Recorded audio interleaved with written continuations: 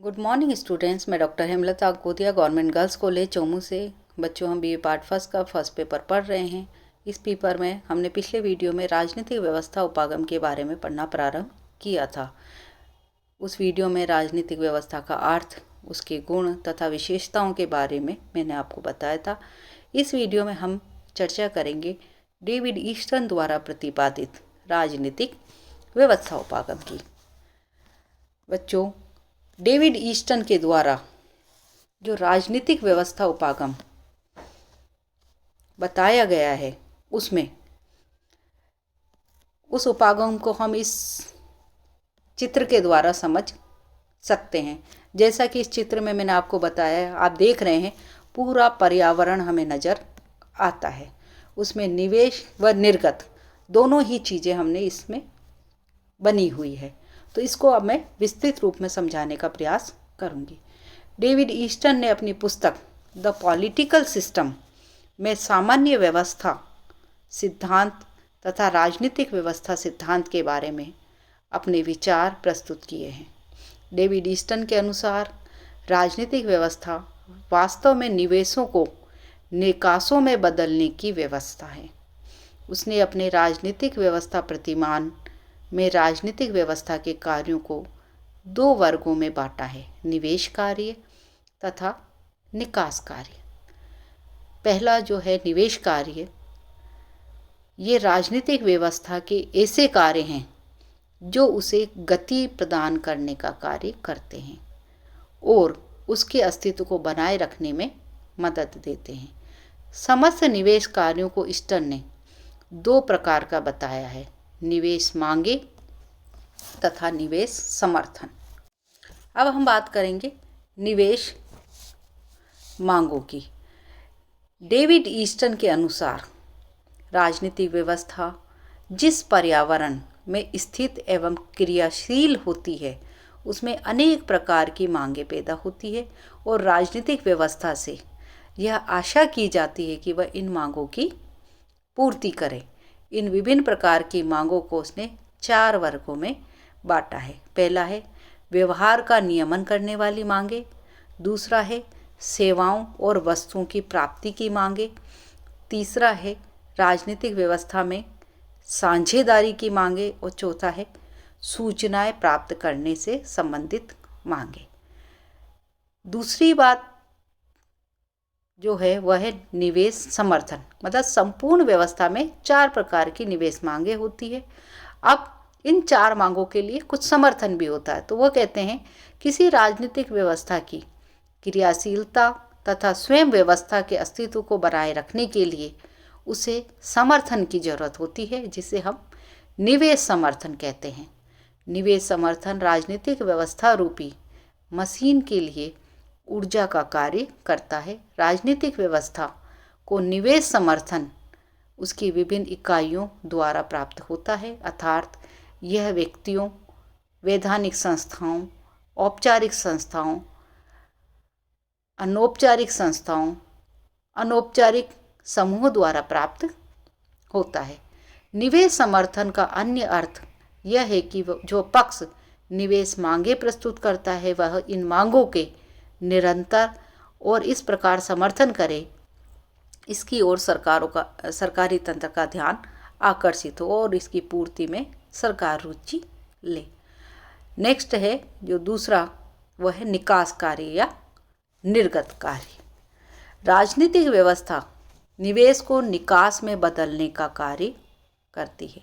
इसका सरल अर्थ है कि राजनीतिक व्यवस्था रूपी मशीन में निवेश मांगों के रूप में कच्चा माल डाला जाता है और यह अपनी क्षमता एवं स्थिति के अनुसार उसे नीतियों, कानूनों एवं कार्यक्रम आदि के रूप में उत्पादन में बदल देती है।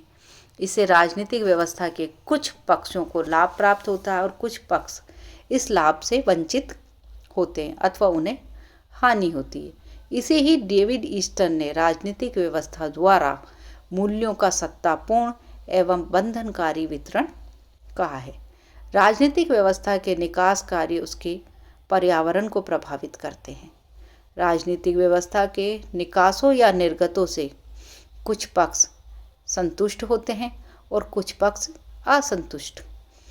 कई बार निकास द्वारा कई मांगे आधे अधूरे रूप में पूरी होती है, अथवा निवेश मांगे पूरी तो होती है किंतु वे नई मांगों को भी जन्म दे देती है। इस प्रकार राजनीतिक व्यवस्था के निकास कार्य के प्रति पर्यावरण में जो प्रतिक्रिया होती है उसे राजनीतिक व्यवस्था में पुनर्निवेश की स्थिति का जन्म होता है। इसे राजनीतिक व्यवस्था का पुनर्निवेश चक्र कहा जाता है। यह चक्र निकास एवं निवेश के बीच घनिष्ठ संबंध स्थापित करता है और राजनीतिक व्यवस्था की गतिशीलता व क्रियाशीलता को बनाए रखता है। डेविड ईस्टन ने राजनीतिक व्यवस्था के निवेश एवं निकास कार्यों के आधार पर अपना राजनीतिक व्यवस्था का प्रतिमान प्रस्तुत किया है, जिसे मैंने आपको इस चित्र के द्वारा समझाया है। आप इस चित्र में समझ सकते हैं कि एक तरफ निवेश मांगे हैं, दूसरा उसका समर्थन है, बीच में परिवर्तन की प्रक्रिया चलती है, फिर मूल्य वितरण होता है जो नीति, निर्णय, नियम, पुरस्कार आदि के रूप में। ये निकास कार्य पुनर्निवेश का कार्य करते हैं और ये पुनर्निवेश की प्रक्रिया संपूर्ण पर्यावरण में चलती रहती है। डेविड ईस्टन ने राजनीतिक व्यवस्था के कार्यों अथवा राजनीतिक व्यवस्था के प्रतिमान के द्वारा यह स्पष्ट किया है कि कुछ ऐसे कार्य होते हैं जिन्हें राजनीतिक व्यवस्था के द्वारा ही किया जा सकता है और इसी उद्देश्य से राजनीतिक व्यवस्था की स्थापना भी होती है।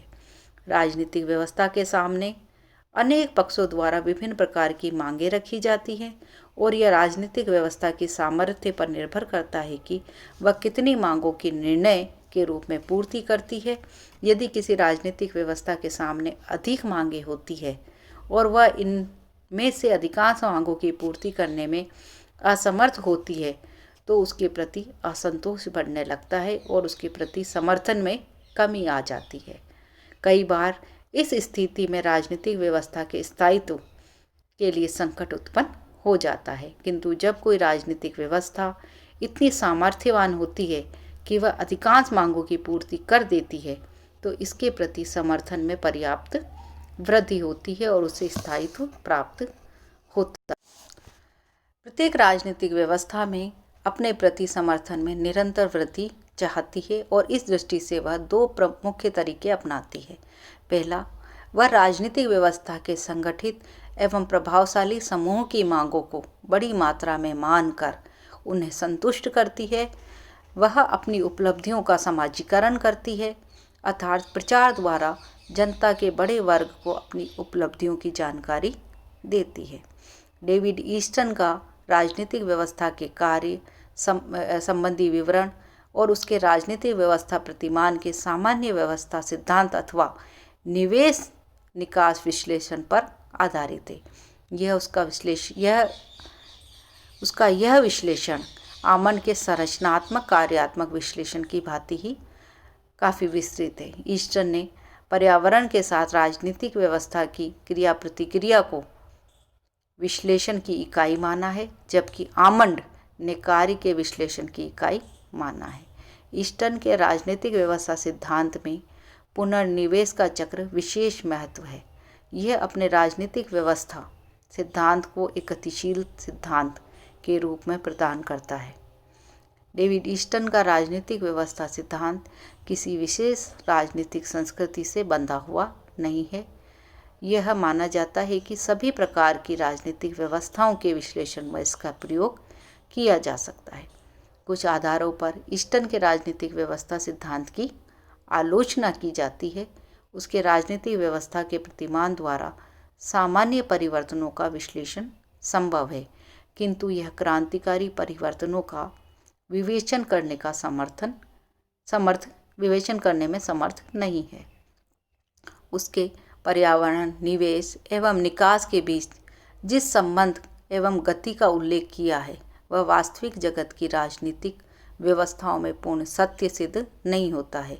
इससे उसका विश्लेषण अमूर्त बन जाता है और व्यवहार में उसका उपयोग नहीं होता है। अगले वीडियो में बच्चों हम चर्चा करेंगे आमंड द्वारा प्रतिपादित राजनीतिक व्यवस्था उपागम की। धन्यवाद।